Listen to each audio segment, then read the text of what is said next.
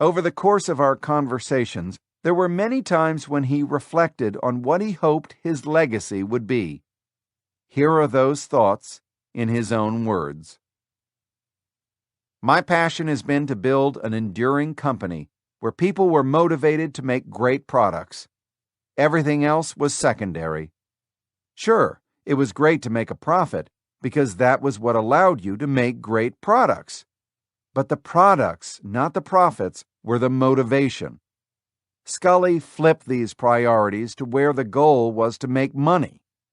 It's a subtle difference, but it ends up meaning everything. The people you hire, who gets promoted, what you discuss in meetings. Some people say, give the customers what they want, but that's not my approach. Our job is to figure out what they're going to want before they do. I think Henry Ford once said, if I'd asked customers what they wanted, they would have told me a faster horse. People don't know what they want until you show it to them. That's why I never rely on market research. Our task is to read things that are not yet on the page. Edwin Land of Polaroid talked about the intersection of the humanities and science. I like that intersection. There's something magical about that place. There are a lot of people innovating, and that's not the main distinction of my career. The reason Apple resonates with people is that there's a deep current of humanity in our innovation. I think great artists and great engineers are similar in that they both have a desire to express themselves. In fact, some of the best people working on the original Mac were poets and musicians on the side. In the 70s, computers became a way for people to express their creativity. Great artists like Leonardo da Vinci and Michelangelo were also great at science. Michelangelo knew a lot about how to quarry stone, not just how to be a sculptor. People pay us to integrate things for them because they don't have the time to think about this stuff 24/7. If you have an extreme passion for producing great products, it pushes you to be integrated, to connect your hardware and your software and content management. You want to break new ground, so you have to do it yourself. If you want to allow your products to be open to other hardware or software, you have to give up some of your vision. At different times in the past, there were companies that exemplified Silicon Valley. It was Hewlett-Packard for a long time. Then in the semiconductor era, it was Fairchild and Intel. I think that it was Apple for a while, and then that faded. And then today, I think it's Apple and Google, and a little more so Apple.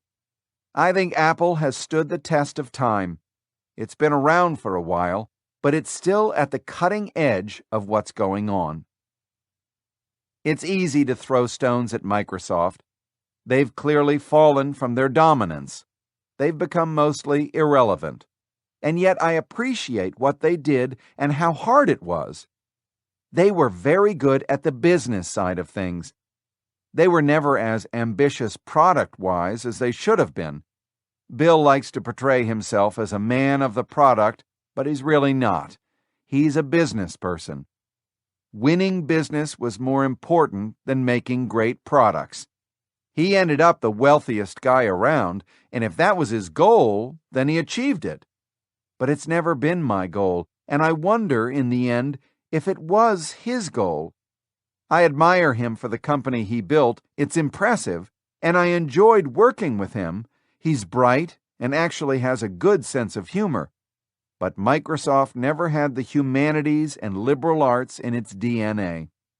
Even when they saw the Mac, they couldn't copy it well. They totally didn't get it. I have my own theory about why decline happens at companies like IBM or Microsoft.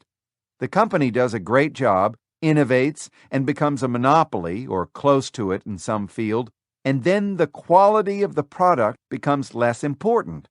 The company starts valuing the great salesman because they're the ones who can move the needle on revenues, not the product engineers and designers. So the salespeople end up running the company.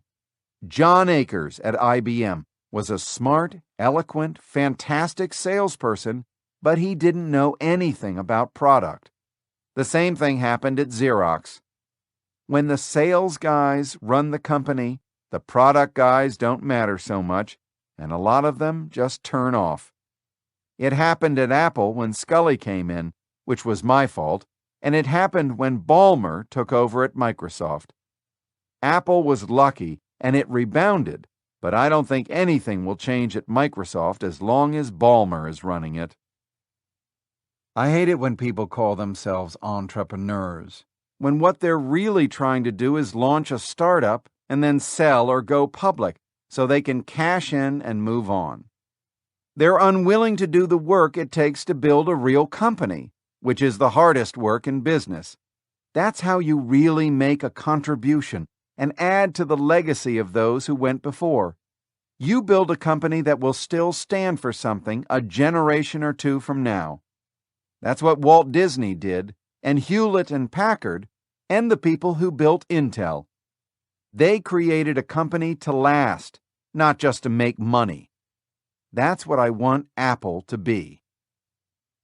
I don't think I run roughshod over people, but if something sucks, I tell people to their face. It's my job to be honest. I know what I'm talking about, and I usually turn out to be right.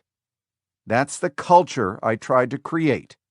We are brutally honest with each other, and anyone can tell me they think I'm full of shit, and I can tell them the same. And we've had some rip-roaring arguments where we are yelling at each other, and it's some of the best times I've ever had. I feel totally comfortable saying, Ron, that store looks like shit in front of everyone else. Or I might say, God, we really fucked up the engineering on this in front of the person that's responsible. That's the ante for being in the room. You've got to be able to be super honest. Maybe there's a better way, a gentleman's club where we all wear ties and speak in this Brahmin language and velvet code words, but I don't know that way because I am middle class from California. I was hard on people sometimes, probably harder than I needed to be. I remember the time when Reed was 6 years old, coming home, and I had just fired somebody that day, and I imagined what it was like for that person to tell his family and his young son that he had lost his job. It was hard, but somebody's got to do it. I figured that it was always my job to make sure that the team was excellent, and if I didn't do it, nobody was going to do it. You always have to keep pushing to innovate. Dylan could have sung protest songs forever and probably made a lot of money, but he didn't. He had to move on, and when he did, by going electric in 1965, he alienated a lot of people. His 1966 Europe tour was his greatest. He would come on and do a set of acoustic guitar, and the audiences loved him. Then he brought out what became the band, and they would all do an electric set, and the audience sometimes booed. There was one point where he was about to sing Like a Rolling Stone, and someone from the audience yells, Judas! And Dylan then says, play it fucking loud, and they did. The Beatles were the same way. They kept evolving, moving, refining their art. That's what I've always tried to do, keep moving. Otherwise, as Dylan says, if you're not busy being born, you're busy dying. What drove me? I think most creative people want to express appreciation for being able to take advantage of the work that's been done by others before us. I didn't invent the language or mathematics I use. I make little of my own food, none of my own clothes. Everything I do depends on other members of our species and the shoulders that we stand on. And a lot of us want to contribute something back to our species and to add something to the flow.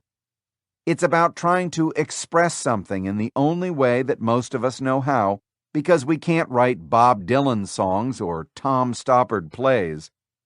We try to use the talents we do have to express our deep feelings, to show our appreciation of all the contributions that came before us, and to add something to that flow. That's what has driven me.